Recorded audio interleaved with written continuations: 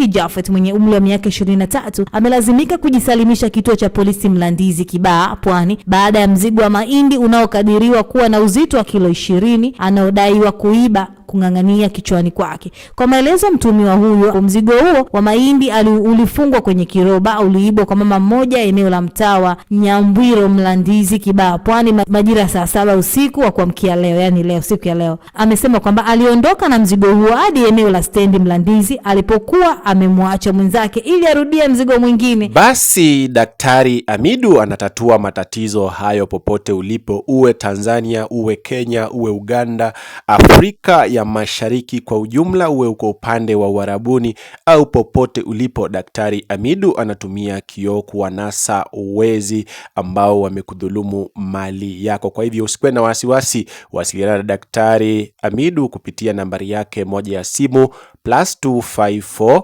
742 139 536 upate kusaidika.